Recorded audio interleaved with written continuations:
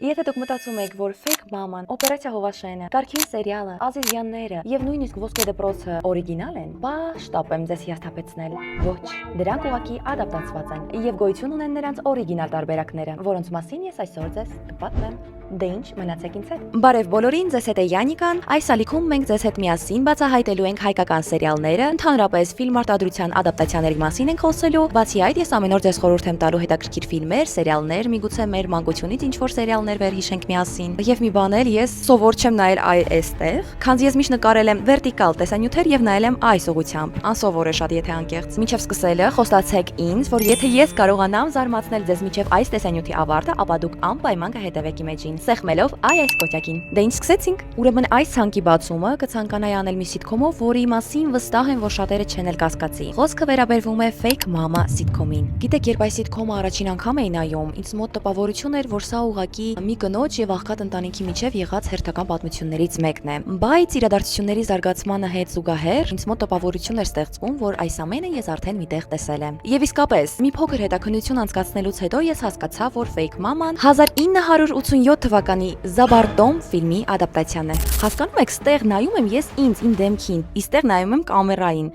Ես սովոր եմ նայել իմ դեմքին, ոչ թե կամերային։ Բնականաբար, կերպարների անունները փոխված են, լոգիչնա։ Որոշ իրադարձություններ են փոխված, լոգիչնա, բայց հիմնական պատմության կառուցվածքը նույնն է։ Եթե հերթով համեմատենք երկու պատմությունները, ապա կհասկանանք, որ նմանությունները սկսվում են դեռ առաջին իսկ րոպեներից։ Fake Mama-ում գլխավոր հերոսուհին Թերեզան է, իսկ Զաբարտոն ֆիլմում Ջոաննան։ Երկուսն էլ շատ կամակոր, մեծամիտ եւ եսասեր կանայք են, ովքեր սովոր են, որ ամեն ինչ լինի իրենց իսկ ուզածով։ Սյոնա բլյուդիչկի։ Նույնը կարելի ասել ֆիլմի գլխավոր տղամարդ հերոսի մասին։ Զաբարտոն ֆիլմում դա աղքատ, ապտաղձագործ Դինն է, իսկ Fake Mama-ում այգեպան Վրեժը։ Երկուսներ ունեն ընտանիք, երեխաներ եւ մեծացնում են այդ երեխաներին առանց մոր։ Հետո սկսվում է ամենամեծ նմանությունը։ Ջոաննան աշխատանքի է ընդունում Դինին, Թերեզան աշխատանքի է ընդունում Վրեժին, բայց աշխատանքն ավարտելուց հետո երկուսն էլ հրաժարվում են վարձատրել իրենց աշխատակցին։ Եվ դրա հետևանքով Ջոաննան նետում է նավից դուրս Դինին, իսկ Թերեզան գլորում է Վրեժին աստիճաններից։ Թե Դինը, թե Վրեժը որոշում են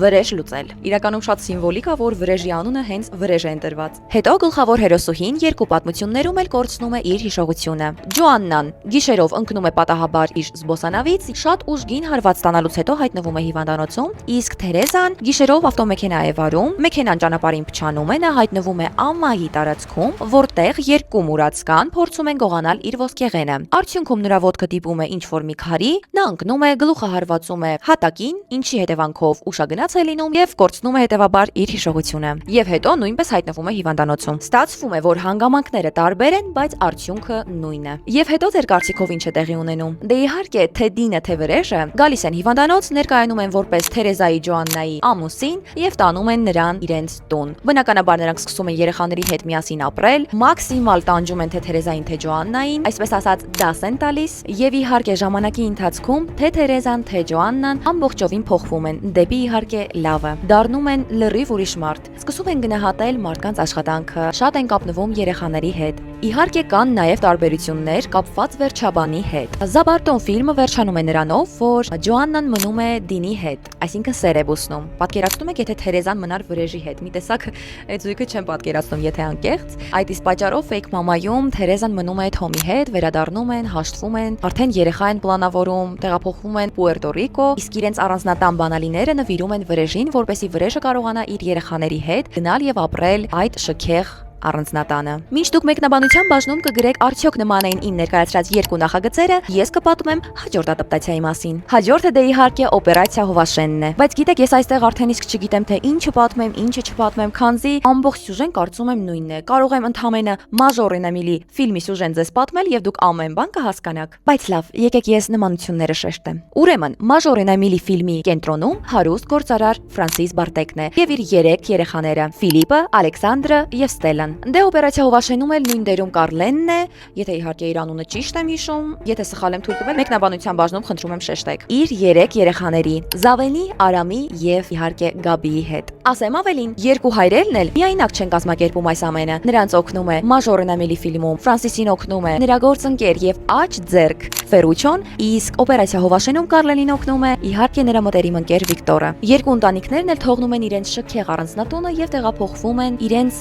հոր հայրական տուն, որը մեղմ ասած այդքան էլ կոմֆորտ չէր։ Եվ հենց այնտեղ երեխաները առաջին անգամ պատրաստվում են աշխատանքի ընդունվել եւ վաստակել իրենց իսկ գումարը։ Հերոսների միջև նույնպես կա հստակ նմանություն։ Բայց այստեղ մի բան էլ կա, որ ինձ շատ շփոթեցրեց։ Իմ կարծիքով Արամի դերին հասել է միանգամից երկու որդու վարքագծի բնավորության նմանություններ։ Արամը Ֆիլիպի նման ունենում է նոր խենթ բիզնես գաղափարներ եւ չի ցանկանում սովորական աշխատանք ունենալ։ Բայց միաժամանակ նա շատ օթերում սավառնող մի անձնավորություն է, ինչով նա շատ է նման Ալեքսանդրին։ Եվ Ալեքսանդրի պես, այդպես էլ չգտնելով հարմար աշխատանք, նա սկսում է օգնել իր հորը տան գործերում։ Մյուս կողմից Զավենը աշխատանքի է անցնում մթերային խանութում եւ սիրահարվում է այնտեղի գեղեցկադեմ աշխատակցուհուն։ Ֆիլմում Ֆիլիպը աշխատանքի անցնում որպես հեծանվային տաքսովարորդ։ Այսինքն աշխատանքները փոխվել են, բայց նպատակը նույնն է։ Դե իսկ Ստելայի եւ Գաբիի պատմությունները գրեթե նույն կերպ են զարգանում։ Նրանք երկուսն էլ ընդունվում են աշխատանքի որպես մատուցողուհի եւ սկսում են մտերմանալ ռեստորանի սեփականատիրոջ հետ։ Եվ թե Ստելան, թե Գաբին ունեն փեսացուներ։ Հիշում եք, չէ՞ Միգելին։ Այստեղ էլ նա Խուան Կարլոսն է։ Երկուսն էլ չէին սիրում ոչ Ստելային, ոչ էլ Գաբիին,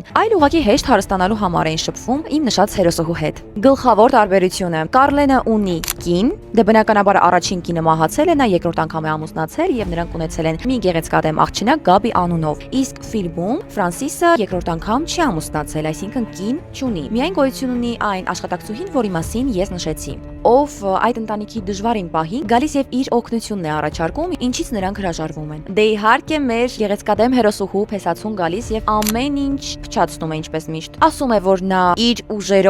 իր ուժերով վերադարձրել է իրենց հարստությունը, ստելով Գաբիին, Ստելային հասցնում է ԶԱԳՍ, բայց այդտեղ գալիս է նրա հայրը եւ ամբողջ ճշմարտությունը պատմում է դստերը։ Այդ իսկ ճանապարհով իր դստերը հերո է պահում տվյալ փեսացուից։ Դե իհարկե Կարլենի երեխաները եւ կինը չեն կարողանում իրեն այդքան շուտ ներել, բնական է կարծում եմ։ Շարունակում են ապրել հայրական տանը հրաժարվելով հարստությունից, իսկ Կարլենը ապրում է իր առանձնատանը լրիվ միայնակ։ Եվ ահա գալիս է Գաբիի ծննդյան օրը կամ Ստելայի ծննդյան օրը։ Հայրը գալիս է եւ վերջապես ընտանիքը միավորվում է։ Նրանք բարիշում են եւ խոստանում են այլևս չստել միմյանց։ Համոզված եմ, որ պատմելուց ընթացքում դուք նույնպես նմանացրեցիք սյուժեն Սոսկալի սիթքոմին եւ մի հետաքրքիր փաստ, թե Սոսկալին, թե օպերացիա Հովաշենը իրականում ցուցադրվել են նույն ժամանակահատվածում եւ ես անդադ մտածում էի, լավ, ով է ումից գաղափարը գողացել, բայց պարզվում է կա օրիգինալ նախագիծը, որը կոչվում է Մաժորե Նեմիլի։ Պարզապես Սոսկալիում սյուժեն փոփոխությունների է ենթարկվել ավելի շատ, քան օպերացիա Հովաշենում, այդ իսկ պատճառով ես մանրամասն կարծում եմ չեմ խոսի։ Արդեն երկու սիթքոմ բացահայտել ենք սիրելիներս եւ կարծում եմ ժամանակն է ինձ լայք դնել։ Շարունակենք։ Հաջորդ սիթքոմը կարգին սերիալն է։ Կարծում եմ շատ շատերը կճանաչեն։ Այն ամերիկյան Two and a Half Men սիթքոմի ադապտացիան է։ Ես հիմա կթվեմ նմանությունները եւ դուք դրանում կհամոզվեք։ Համոզվելու հետ մեկտեղ էլ հետևեք իմեջին։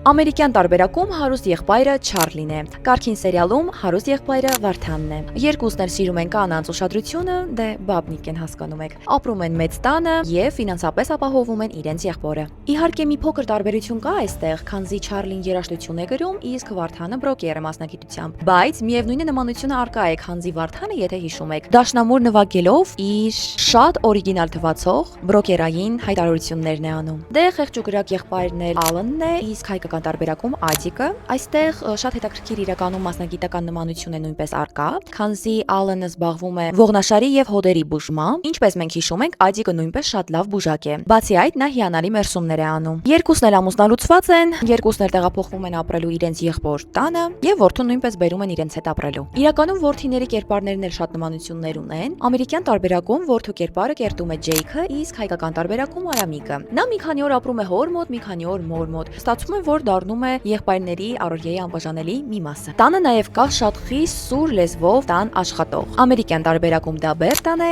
իսկ հայկական տարբերակում Ջեման։ Չի կարելի անտեսել նաև մայրերի դերը այս սիթքոմներում։ Ամերիկյան տարբերակում դա Էվելինն է, իսկ հայկականում Սեդան։ Երկու սիթքոմներում էլ մայրը խառնվում է իր որդիների կյանքին եւ շատ ժամանակ նա է դառնում զավեշտալի դեպքերի բուն պատճառը։ Եվս մեկ ակնհայտ նմանություն։ Եթե դուք մտածում եք, որ հարևանուհի Սոֆան ամերիկյան տարբերակում չկա, ապա չարաչար սխալվում եք, սիրելիներս։ Քանզի ամերիկյան տարբերակում Սոֆան դա Ռոուզն է, ով անընդհատ հետապնդում է Չարլին, այսինքն Վարդանին։ Դե հիշում եք, Սոֆան նույնիսկ պատշգամբով էր ներխուժում Վարդանի տուն։ Հետագայում, եթե հիշում եք, Վարդանը ամուսնանում է Մոնիկայի հետ, բայց Մոնիկան նրան ընդհանրապես փողի համար էր սիրում, հետո երեխա է ունենում իր համար, բայց պահում էր իմ հիշելով նաև սիրեկան։ Մի խոսքով իր դեմքը պատրվում է, բայց ամերիկյան տարբերակում ես այդպիսի դեպք չեմ հիշում։ Կարելի է պարզապես հիշել, որ Չարլիի շատ եւ շատ հարաբերություններ կառուցվում էին պարզապես խաբեության, շահի եւ շահամոլության շուրջ։ Քանզի Մոնիկայի պատմությունը բառացի կրկնություն չէ։ Հասկանում եք, չէ՞, որ այս սիթքոմում ոչ միայն պատմության գլխավոր գաղափարն էր նույնը, այլ նաև կերպարային կառուցվածքը։ Հարուստ եղբայր, ամուսնալուծված եղբայր, որդի, շատ խիստ տնային աշխատող, ամեն ինչ վերահսկող մայր, մոլուցքով սիրահարված հարևանուհի եւ իհարկե շատ բազմաթիվ հումորային իրավիճակներ։ Դե ինչ նմանություններ նկատում եք։ Գրեք մեկնաբանության բաժնում եւ չմոռանաք լայքը։ Իսկ մենք անցնենք հարգելիներս հաջորդ ադապտացիային։ Հաջորդ սիթքոմը, որի նմանությունները բավականին դժվար է չնկատել, դա իհարկե Ազիզյաններն են։ Այո, սիրելիներս, Ազիզյանները Married with Children sitcom-ի ադապտացիան է։ Առաջին իսկ հայացքից ակնհայտ երևում է, որ երկու ընտանիքների կառուցվածքն էլ գրեթե նույնն է։ Ամերիկյան տարբերակում ընտանիքի հայրը Ալբանդին է, իսկ հայկական տարբերակում Գառնիկ Ազիզյանը։ Երկու պատմություններում էլ հայրը տան միակ աշխատողն է, ով մշտապես հոգնած է, բողոքում է անընդհատ իր ֆինանսական դրությունից եւ ստիպված է ամեն օր պահել իր ողջ ընտանիքը։ Նույնիսկ նրանց աշխատանքներն են նման։ Ալբանդին աշխատում է կանացի կոշիկների խանութում։ Եթե չեմ սխալվում, Գառնիկ Ազիզյանն է աշխատում կանացի կոշիկների եւ նաև հագուստի խանութում։ Եթե սխալվում եմ, կարող եք ուղղել ինձ մեկնաբանության բաժնում։ Երկուսն էլ իրենց աշխատանքի վայրում անընդհատ բախվում են տարօրինակ հաճախորդների հետ եւ իրենց կողքին ունեն գործընկեր, ով հայտնի է իր կնամոլ տեսակով։ Նույնիսկ կանանց կերպարների նմանություններն են շատ ակնհայտ։ Ամերիկյան տարբերակում տանկինը Փեգին է։ Նա չի աշխատում, տնային տնտեսուհի է, զբաղվում է տնային գործերով, բայց ոչ այդքան սիրով։ Գրեթե երբեք չի կարողանում պատրաստել համեղ ուտեստներ եւ իր պատրաստած ուտեստները մշտապես դառնում են ընտանիքի կատակների թեման։ Դե գիտեք, մեր շատ սիրելի Ռուզաննան էլ տնային տնտեսուհի է, զբաղվում է միայն տնային կյանքով եւ չի կարողանում պատրաստել համեղ ուտեստներ։ Երեխաների կերպարներում նույնպես շատ հետաքրքիր նմանություններ կան։ Ամերիկյան տարբերակում ավագ դուստերը Քելին է։ Նա այդքան էլ չի հետաքրքրվում սովորելով, ավելի շատ նրան հետաքրքրում է նորաձևությունը եւ տղաների ուշադրությունը։ Ազիզյաններում էլ Մարին նորաձևության սիրահար է, զբաղվում է իր բլոգով եւ տղաների ուշադրության պակաս չունի։ Դե Ազատն էլ գիտեք, նույնպես շատ նման է իր կերպարին, օրիգինալ տարբերակում դա Բադն է, թե Ազատը, թե Բադը ստացվում է անընդհատ փորձում են գտնել իրենց տեղ այս կյանքում, փորձարկում են տարբեր մասնագիտություններ եւ շատ հաճախ ցավոք սրտի դառնում են ընտանիքի կատակների պատճառը։ Իրականում հարևանների գիծը նույնպես շատ հետաքրքիր է, քանզի երկու սիթքոմներում էլ ընտանիքի կողքին ապրում է մի զույգ, որը շատ հաճախ դառնում է առանձին հումորային պատմությունների կենտրոն։ Տնային կենդանիների մասով բանձիների ընտանիքում նրանք պահում էին տանը շուն։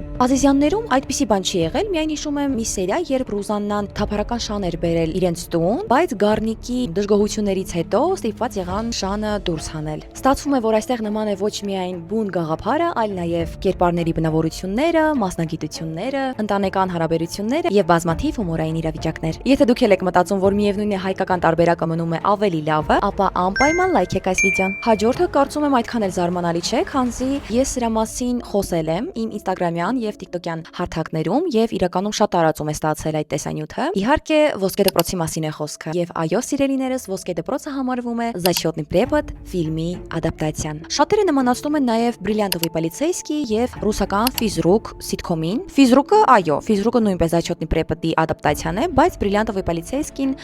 չգիտեմ, այդքան էլ չեմ նմանացնում։ Կա իհարկե մի փոքր գաղափար, որը կարելի է նման համարել, բայց